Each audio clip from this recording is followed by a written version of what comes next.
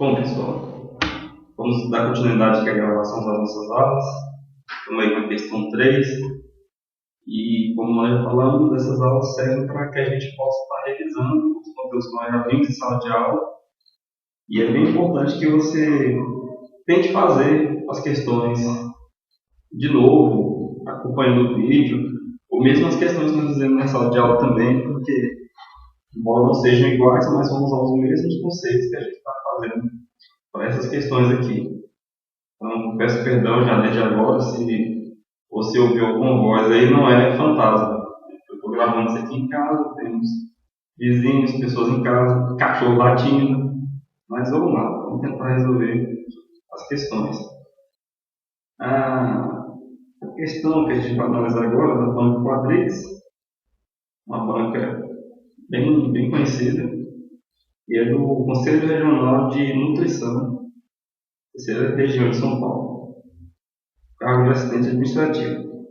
Diz assim o texto: duas afirmativas a seguir, das afirmativas a seguir, assinale a única que apresenta uma proposição lógica. Ok, uma proposição lógica. Nós vimos já na sala de aula que proposição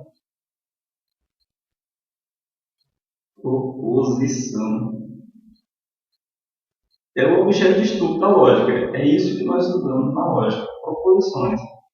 E nós vimos que essas proposições, elas têm uma forma, a forma tem que ser uma sentença declarativa, precisa ter um sujeito, precisa ter um verbo, precisa ter um complemento. É o famoso sistema SVC, sujeito, verbo, complemento. E, além disso, ela precisa poder ser valorada, precisa poder receber um valor lógico.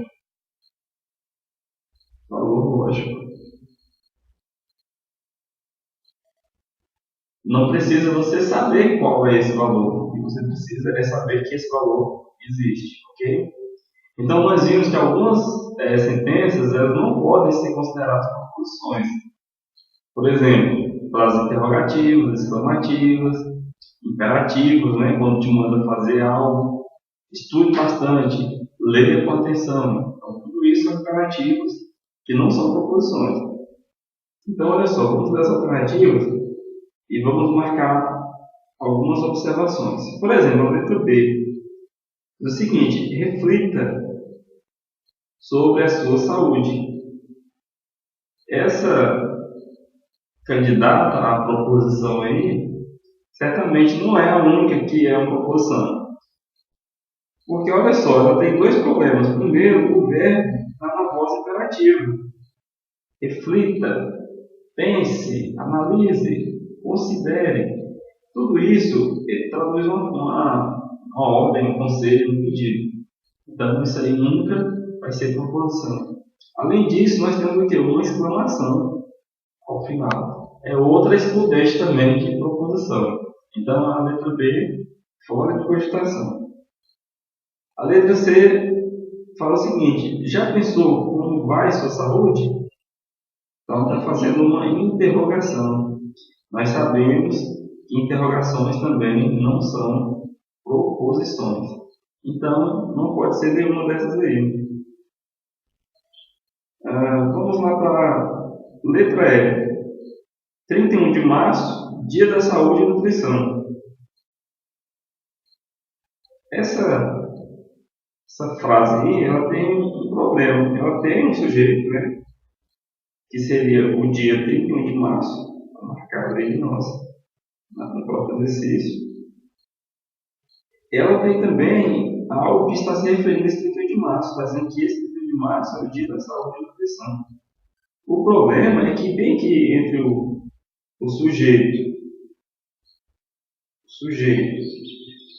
e o complemento, faltou alguém, faltou um verbo. 31 de março é o Dia da Saúde e Nutrição? Vai ser o Dia da Saúde e Nutrição? Já foi o Dia da Saúde e Nutrição? Não tem verbo, gente. Então, se não tem verbo, não é proposição, tá? Cuidado, uma pegadinha aí. E pode ser que muita gente caia nesse tipo de pegadinha. A letra D. Seja qual for o seu ritmo de vida, aprenda a se exercitar sempre. Aprenda, faça, pegue. Isso aqui está na voz imperativa, pessoal. Imperativa. Porque está te dando uma ordem, um conselho. Isso aí não é proposição. A única que sobrou aqui é a proposição da nossa letra A. Olha só, uma alimentação saudável, parece sujeito, é o verbo, um dos princípios básicos para uma vida saudável. Ok? Aqui, gente, é o complemento. Nós não vamos entrar no mérito se essa proposição é verdadeira, se ela é falsa. Não nos interessa nesse momento, porque ele quer saber da gente apenas aquela que é uma proposição. Tá? Uma proposição, letra A, portanto, a resposta letra A. Vamos para a questão 4. Então tá aí, nossa banca, uma das mais temidas, né, banca CESP. Uma questão de nível médio, mas vamos lá ver o conteúdo dela. Considerando os coletivos lógicos usuais, ela está definindo para a gente, e que as letras maiúsculas representam proposições lógicas simples. Então, letras maiúsculas, proposições lógicas simples. Julgue o item seguinte acerca da lógica proposicional. Quer que a gente julgue esse item aí? O item é o seguinte: a sentença. Os candidatos aprovados e nomeados estarão subordinados ao regime jurídico único dos servidores civis da União, das autarquias e das fundações públicas federais. Ele quer saber se isso aí é uma proposição lógica composta. E aí, pessoal, ela é composta ou ela é simples? Então, nós falamos composta quando tiver conectivos. Não é porque ela é grande que ela vai ser composta. E não é porque ela é pequena, curta, que ela vai ser simples. Não é por aí. Tá? É pela presença ou não de conectivos. Então, vamos lá. Os candidatos aprovados e nomeados estarão subordinados ao regime jurídico dos servidores civis da União, das autarquias e das fundações públicas federais. Pessoal, os conectivos são e, ou, se, então, se, somente se, então, e o ou também. Pela leitura, gente, não tem conectivo nenhum, não tem uma ordem de relação entre as partes do texto, é um texto só, embora seja grandão. Esse e aqui, pessoal, olha só, cuidado, isso aqui é culpa da nossa língua portuguesa, eu falo isso para vocês. Isso aqui não é conectivo.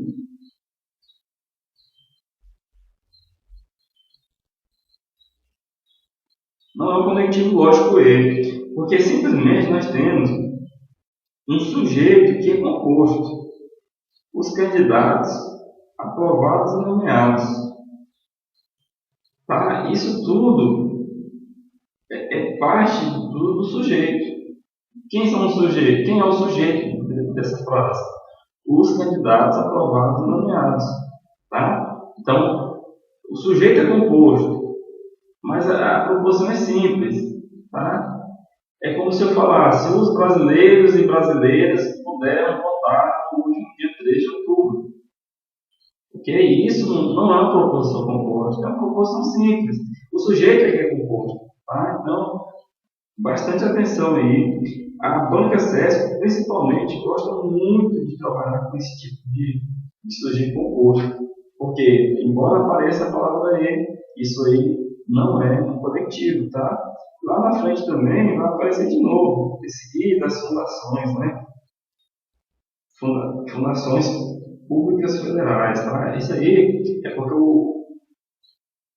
está dizendo que esses servidores estavam subordinados ao regime jurídico. Tá?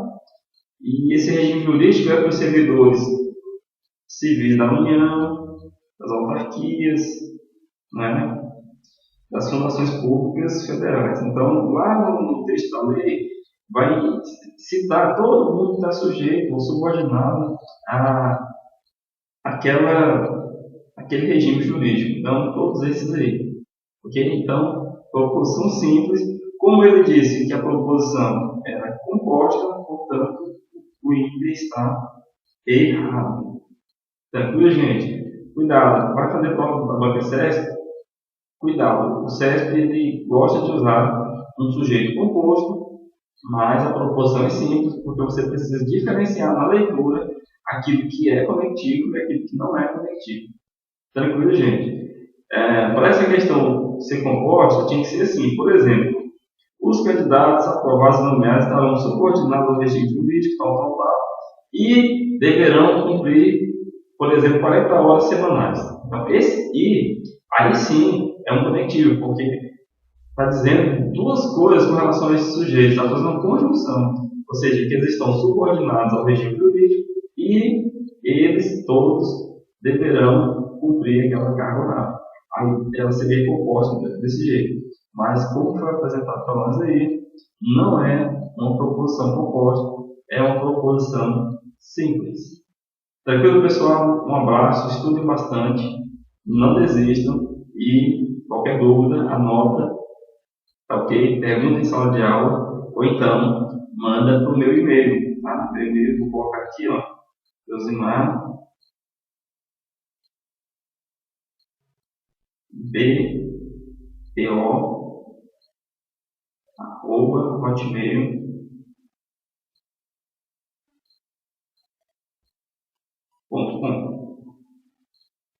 Ok? Um abraço, fiquem com Deus.